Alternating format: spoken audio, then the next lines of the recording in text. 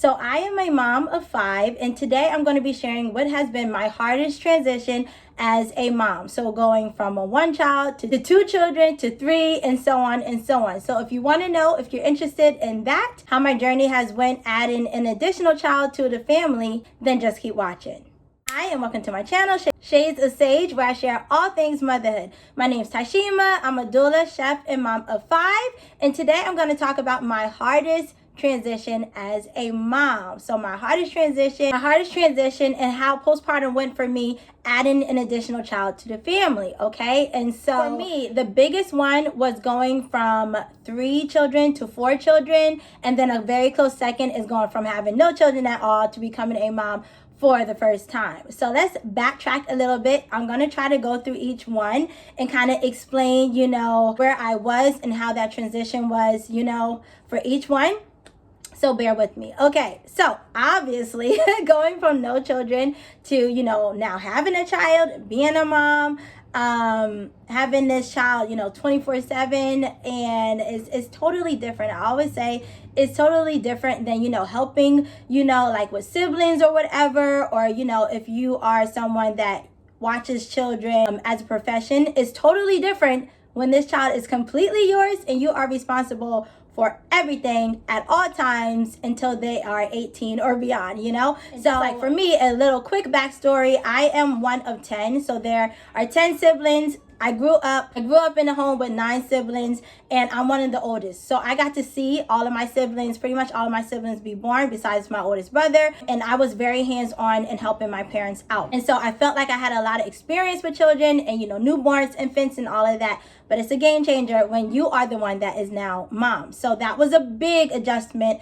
for me. It still is a big adjustment, if I'm honest, and my oldest is 8, okay? But it wasn't the hardest, though. It wasn't the hardest. Now, going from 1 child to 2 children, that was kind of hard for me, too. That was hard. I would say going from 1 to 2, and then going from, not having any children to becoming a mom for the first time, those actually are tied for me. Because by the time I had my second, now I did get pregnant kind of fast postpartum. So I was 11 months postpartum when I got pregnant with my second child. So they are kind of close. And, by that time, I already had a really good routine with my oldest, Saya. And we were, just going through the throes of things. And then I was pregnant with my second child. And so when he was born, even though the birth went way better than my first and the recovery, physically, it was a huge adjustment for me because it was like trying to figure out how to incorporate his schedule and, all his newborn needs and breastfeeding again and everything like that, breastfeeding on demand with my older child who I had a really, strict schedule and set routine with. And so that was a challenge for me. It really was. It did stress me out a lot, a lot. And it was hard to kind of balance, like nap times, wake times, breastfeeding times, feeding my older child who was eating all solid foods at that point, breastfeeding the newborn, and then of course making sure that I ate as well because I was breastfeeding on demand, and it was, that one was hard. But we made it through that, and it eventually got easier. Now again, I had all of my children back to back, okay, which I really don't recommend. I don't recommend because it doesn't give you a lot of time to adjust and like really enjoy. You're just always, for me at least, it was always pregnant, breastfeeding, postpartum, pregnant, breastfeeding, postpartum, other things, right? And don't recommend it. But life is life. Things go how they're supposed to go or how they're meant to go. And yeah, so I was pregnant with my third really quickly after giving birth to my second. And so, yeah, it was 5 months postpartum. So they're very close. They're very close, okay? And so I was still kind of very freshly postpartum at that point, I would say. And then now I had a pregnancy on top of that, plus the breastfeeding and all of that. But I want to say thank God that going from 2 to 3 was my easiest transition as a mom. Easy breezy. Now, my pregnancy itself, physically was really, really good. But emotionally, I went through a lot during that third pregnancy. Just so many things that were happening in my life during my third pregnancy. So mentally, emotionally, it was my most trying pregnancy. But physically, I did okay besides or beyond the, the HG and the hyperemesis and the throwing up that I always have for all of my pregnancies. And the birth was so beautiful. It was so beautiful, so smooth. And I just really feel like God just gave me like one of the easiest births because of all the things that I had went through and I was going through, and it was great. When I brought that baby home, when I brought Kenzo home, who was my third child, it was so easy. It was so easy. I literally just threw him into the routine that I already had established with my oldest two, Saya and Matthias, and it was easy. It was like cake. 3 was definitely like the sweet spot for me, okay? Like, if you want to have 3 children, that's what I recommend. Like, let me stop. Have as many children as you and, you know, your partner, your husband are comfortable with. But 3, for me, was really easy. Really easy. Okay. So jumping into my 4th. That was my hardest. It was my hardest. Now, as far as pregnancies go, that probably was I think it was my easiest pregnancy. I think. I don't want to speak too soon. I know I still had, like, you know, the throwing up and all of that. Like, that's pretty standard for me when I'm pregnant. But as far as everything else, that I think was my easiest pregnancy. The labor and delivery towards the end, that's when things kind of got wonky. And I think that's why I had such a hard time transition and postpartum when I did bring him home and adjusting to life and everything. I think a lot of that had to do with how I gave birth to him and like the whole postpartum recovery that I was having, because it was my worst postpartum recovery. Even though like the labor and everything, like if you want to know all that stuff, I documented that whole entire pregnancy on YouTube, which I'm really happy that I did that, because I can always look back on it and be like, wow, I'm grateful. And you know I even showed him his birth vlog the other day, because he just turned 3 yesterday. And so yeah, the labor and everything was crazy. It wasn't traumatic like my first, but it was crazy. The C-section that took place though was very redemptive for me, because my first C-section was just super traumatic. The whole thing was super traumatic. But the second time I had a C-section was it kind of made up for everything that I went through with my first C-section. However, when I came home, the postpartum recovery was really hard. It was really hard just because now at this point, I already had 3 children I had to care for, okay? And then I had a newborn, okay? And then I was dealing with major abdominal surgery, which was the last thing that I wanted in this whole entire world, was to have another C-section and bring home a newborn baby. But that is what happened, you know, through the course of events and everything. And the recovery was really hard. I had a lot of issues with my postpartum recovery from that C-section. And again, if you want to check out everything, I documented the whole year, just because, you know, making the videos actually kind of helped me to process everything that went on. So if you want to see, you know, my postpartum recovery, I had postpartum depression as well, you can check it out here on this channel. But it was so hard, y'all. It was so hard. Just like, you know, I had a really set routine with my older 3, and between my 3rd and my 4th is the biggest gap in pregnancies that I had, because I really did think that I was done at 3. So I was just going on with life, you know, just living, and I was like, I got my 3 kids, I got a good routine, I got things, you know, kind of where I want them to be for the most part. And then I had my 4th, and it just kind of like it kind of was like, oh my gosh, what am I doing now, right?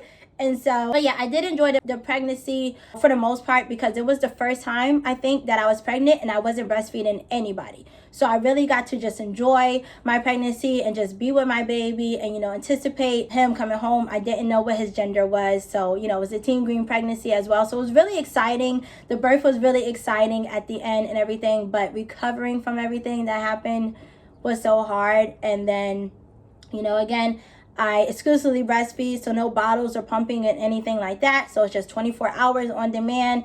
And then I think my oldest was her first year of school, or maybe her second, and it was a lot. So it took me about like 6 to 9 months to really feel like I had a good routine with everybody, and to recover and feel better and everything like that, to get my mobility back.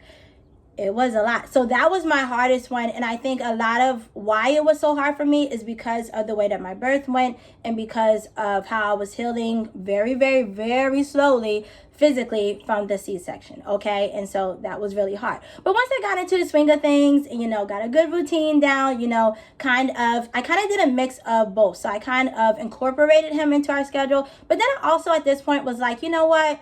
I'm going to take things day by day. I'm going to go with the flow. I'm not going to be so regimented and everything like that. Like if we don't follow the routine to the T or to the letter, it's not going to upset my whole day or my whole week. We just get back on, the wagon the next day. And so I kind of at that point was just a little bit more able to go with the flow versus when I had my second and I was like, oh my gosh, what do I do? What do I do? Both of these babies need different things at different times. They're different ages. And so it was hard to adjust. But yeah, once I got into the swing of it, it got better.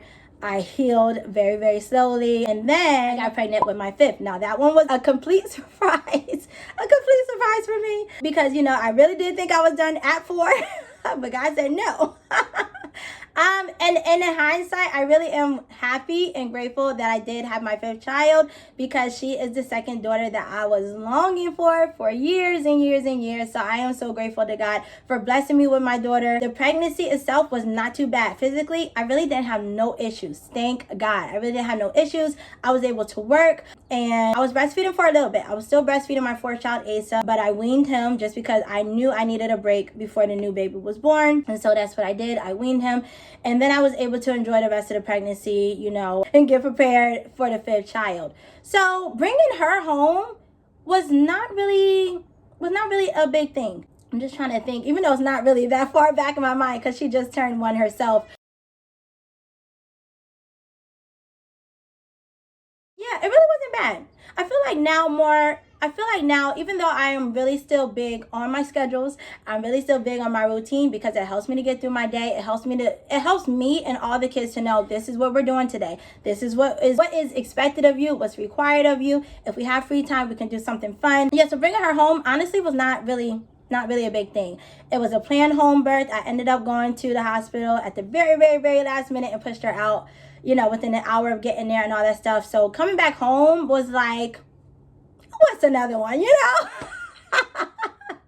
But again, the reason why I think hers is so different for me is because it was my first time bringing home a girl without having all those issues and problems that I had with my oldest child. Now, my oldest child is a girl. I had 3 boys in between, and then I had my baby girl. And so with my oldest, there was so much that went on throughout that pregnancy, so much that went on throughout the labor and delivery, which I didn't have to experience this time. So it's kind of like I was more able to be hands-on and present throughout the whole thing. And that has just been a blessing. Like, it has been a great blessing. Like, I love all of my children dearly. I love them all. They're all special to me. I love them all equally, and they're special for different reasons, right? So for Alma, when she was born, I didn't have to deal with high blood pressure. I didn't have to deal with the NICU stay that I had with Saya. Like, I was in survival mode for so long with Saya, and when she finally got to come home, I was just like, super overprotective of her. I'm watching the feedings, I'm clocking them, making sure she's gaining weight, because she was born so small. She had to play catch up for a long time. And so it was a lot of things, and I didn't have to experience that the last time when I gave birth to my daughter, and that was with Alma. And that was just such a nice difference, to have a daughter or to have a baby, period, and not have to worry about all those extra things. So I was able to just basically walk out of the hospital. I was still in the wheelchair, but I walked, be able to come home, breastfeed my baby, introduce her to her siblings, and just live life, right? Just you're part of family now, and all of those things. And I also was able to have, another vaginal birth after having 2 C-sections. And so I do think that kind of how my pregnancies went and how my labors and deliveries went kind of made the most impact, I feel like, on my postpartum journey, and just how I was able, to handle adding that additional child or the other child to the family, the next child to the family. And so, yes, that is how they have all gone for me so far. And I am very grateful, like I said, for every experience, because each one did teach me something, things that I'm able to share here on this channel. If you want to check out my birth stories, I have all of them here. I have my last two labor vlogs on here. You can check those out as well if you want to be a part of that process with me. And yeah, that's how my journeys have went. And that is why, another reason why I'm very passionate about being a doula, because I just want to make sure that moms have a good experience, that they have the support that they need, because we all need that support, especially when it comes down to, becoming a mom, whether it's your first time, your second, your third. It's always different. Like, there's never going to be 2 pregnancies of yours that are exactly the same, or 2 labor and deliveries that are exactly the same. And even if everything goes right, textbook, perfect, right, you still have to adjust and, adjust with your role as a mom, okay? Whether you're a new mom or a veteran mom like I am, okay? And so that's all for this video. Again, thank you so much for watching. If you want to share any of your postpartum experiences with me, share with me down below. If you have, more than one child, or if you have one child, if you're thinking about having more, share with me how your experience has been since becoming a mom, or what journey was like hardest for you if you have more than one child, or if you want to share why, or anything like that. If you have any questions for me, shoot those down below as well. If you watched the whole entire video, give me the emoji with the shades. Give me that, because today is a really sunny day. I hope I get to get outside today. I have a lot to do, so I hope I get to get some fresh air. I'll see you in my next video. Remember to let your story be your power, and I hope you all have a great day today. Bye.